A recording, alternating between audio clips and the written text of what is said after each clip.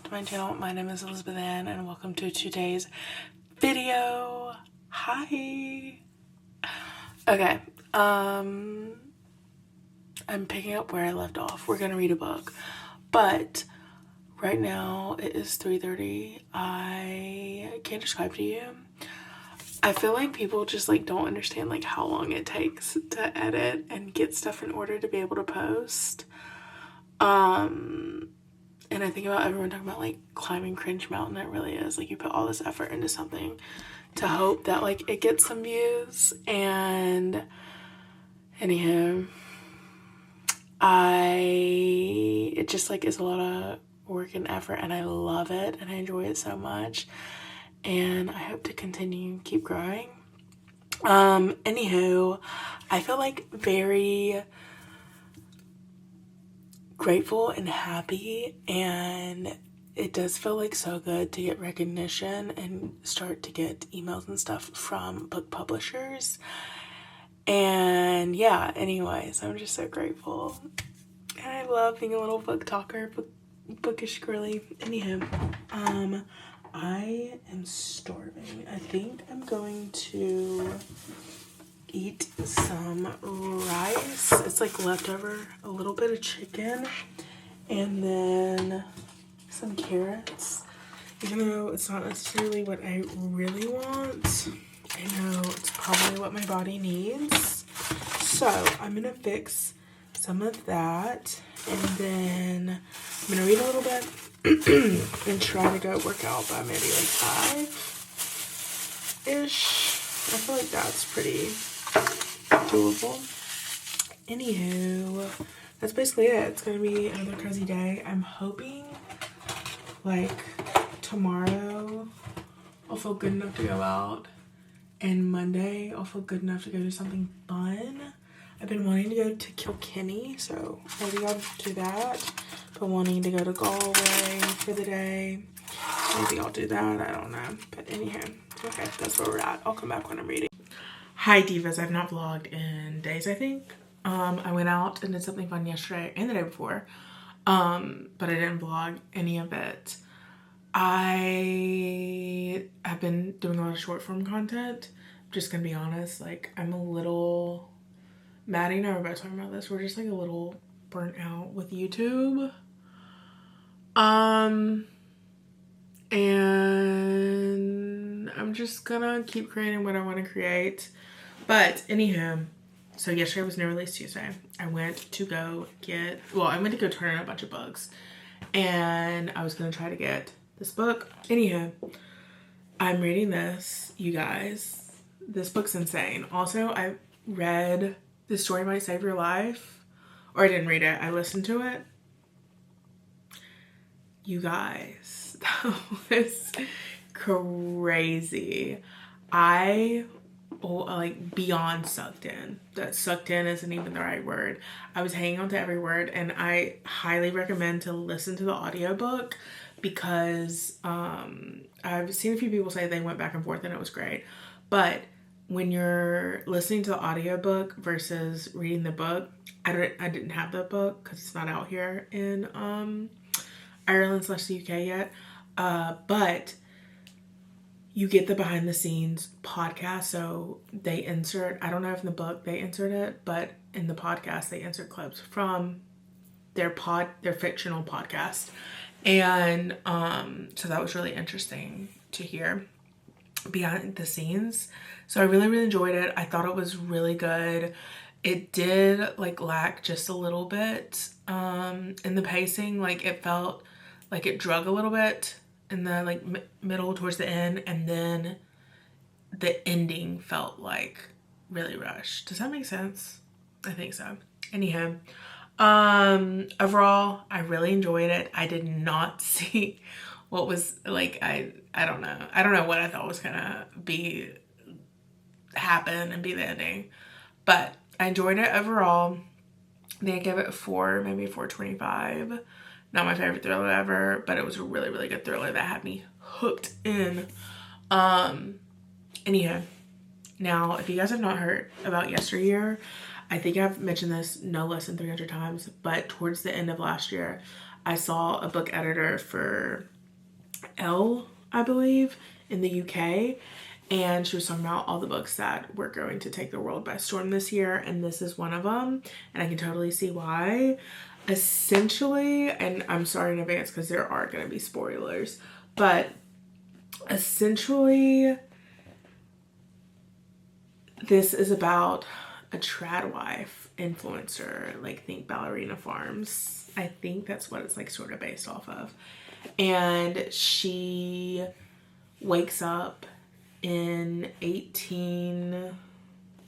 what year is it? It's like 1833 or 53 or something like that. I'll have to go back and look. But 1855. And she's stuck there. She can't figure out like what's going on, why she here.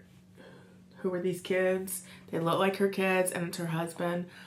But they are not, obviously. And I feel like back here it says a howling piece of feminist rage, nightmare, shocking and brilliant.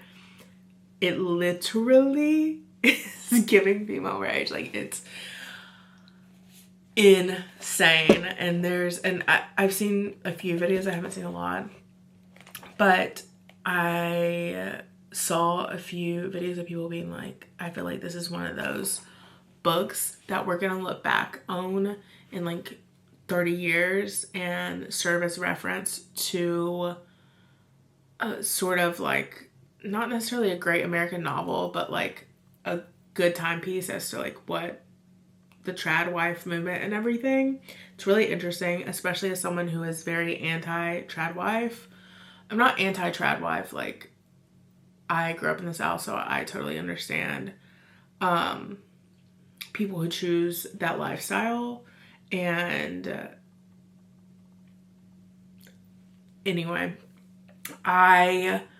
so for me, I'm very much feeling like the feminine rage in here. But there's like one part in here, she's like, America hates, here we go. When I think about the most recent seasons of my favorite dating shows, how even the more upscale family-friendly shows have started forcing the girls to give confessionals while groggy with sleep deprivation and cross-eyed from steady gargling of mimosas for the better part of a day, I feel a strange, numbing sense of relief. America hates women. What a comfort to remember. Anyway, it's just crazy. It's crazy. And then the start of this chapter says, there comes a point in every marriage when a woman realizes the man she married is a freak. This is inevitable. It cannot be avoided. The only real question is in the matter is what type of freak your husband will be. Meaning, if you're lucky, you will find out your husband preternaturally into vintage children trained sex, and you will not find out that your husband pays high school cheerleaders for sex. That is what we homemakers can hope for in this life. A man whose freakishness is not unspeakably violent or technically illegal, and therefore is something we are able to bear. It's so interesting. Anyway, I am, like I said, only a little more than 25% in, and I'm very, very, very curious to how this book ends. So I think I'm probably going to finish it today. But yeah, I guess read it with me. Even though it's not much reading with me, this is just like crazy. It does kind of feel like what is it? Handmaid's Tale-y.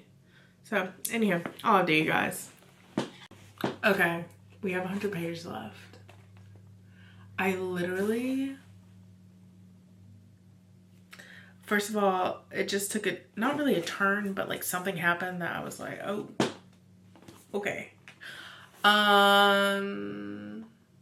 Well, I guess that's basically it. There's no new news to report other than still insane book. This book's crazy. Like, actually crazy. I gotta open up the window because it's getting hot in here. But this is cray. I have decided that I think I'm gonna keep this book just because there's so much I need to underline in here. I can already tell I'm probably gonna reread this book. Anyhow, I walked around the island, pulled out a stool like the good little dog, wife that I was. Bark, bark. Okay, first of all, before we get into anything, I have to show you. We did a little moving around, push this down a little bit. Added these 2 iconic coasters that I got from an amazing store here. It is everything. I could buy everything in there. I can't think of the name right now, but I'll put it on the screen. But I'm here to talk to you guys about Yesteryear because I finally finished it, as you guys saw, I believe. I actually don't remember where I left off. And I know I didn't film like any, or basically any of me reading it, like, you know, B-roll type clips. This book. Okay, first of all, I'm obsessed with the cover. I don't know, I might take this out because I'm not really sure if she would have had it yet. But I decided I'm going to keep this cover because I love this cover so much more than the UK version. And I have an extra copy in Georgia, so I just got my mom to ship it to Ellie. Just because I feel like this is a book she would really, really enjoy. I don't know, it kind of feels like up her alley. Maybe, maybe not, but she's going to get a copy. And anyhow, I just really I love the cover art. I think it's so beautiful. Also, wait, can we talk about this first? Let me pull it up so I don't get anything like mixed up. I sent it to Maddie today. So I thought, I was insane. I thought that American Fantasy by Emma Straub came out like earlier, and I thought Into the Blue was her second book because the covers look like almost identical, except for American Fantasy has a plane and Into the Blue is just like galaxy type. Anyhow, turns out they're not the same author. They came out today on the same day, which is insane. Anyhow, they both look really good. I really want to read Into the Blue, but I've seen everybody sobbing, so I don't think I am emotionally there for that one. So, anyhow, there were so many good books that came out yesterday. I really would like to read The Paris Match, also The Midnight Show, but anyhow, back to Yesteryear. You guys. Okay, so basically, I'm gonna do, it's not gonna be like full spoils, but it's gonna be like, I don't know. I never know what to like preface because I guess it's full spoil, but I'm not like literally telling you the ending of it. And I do want to say this because I just watched this girl's video and I found it very interesting. Like, I haven't seen that much content on it. I've seen a few videos, but she was saying that a lot of people's like big issue with this book is the fact that they felt like it didn't dive deep enough into the issues with the whole trad wife movement. But I think that's what the beauty is about thrillers, psychological thrillers, books that really make you think, is it forces you to think and take away what you think the damages are. I don't know if that makes sense. So she was just saying, like, obviously the author, keep wanting to call her Claire Burke, trusts her audience and her readers enough to know that they're going to understand what the ending means, what the issues are with this, and all that kind of stuff. So now let's just like get into what I was saying, get into the book itself. So there, and I think I read this already off to you guys, stylist was quoted on the back, a howling piece of feminist rage, nightmarish, shocking, brilliant. I wholeheartedly agree with that excerpt because if you are like an independent girly or have any form of feminism in you, you're going to be reading this book like screaming, just screaming at the pages. There were so many times in this book that I was reading it like legitimately like shaking my head in my apartment alone, being like, this is so insane. I do have to say a lot of the things I guessed, and a lot of things were just like insane. I couldn't put it down. I needed to know how it ended. I needed to see like what the insane twists were going to do. Anyhow, long story short, long story long. This book is about Natalie. She is a very famous, very successful trad wife influencer. She sort of like blows up overnight, and we follow her in a few different times. Like, it's sort of alternating timelines. Not sort of, like, it is alternating. Like, we follow her and her trad wife era and the influencing and whatnot. We follow her marital issues at the beginning of her marriage, you know, her college experience, her growing up. We get to learn the relationships and like what her mom ingrained in her. We see the perspective of what's his name? I keep wanting to call him Chad. Caleb. I don't know why I keep calling him Chad. Caleb. We get the POV like from his family. He comes from a very well-off, successful family. A lot of people have been comparing this to ballerina farms. But anyway, we see all the different dynamics from all the different family members and the cracks in all the seams, and like basing the marriage off of this idea that you're sold that you have to be a trad wife and a good Christian woman, and this is what a good Christian woman does, and she prays and she does this. And we get to see like the ugly backstory of the trad wife movement. It explores like the social media of it all, and I think it'll be a really interesting piece for people to refer to in the years and decades to come for this like moment in time that we are at.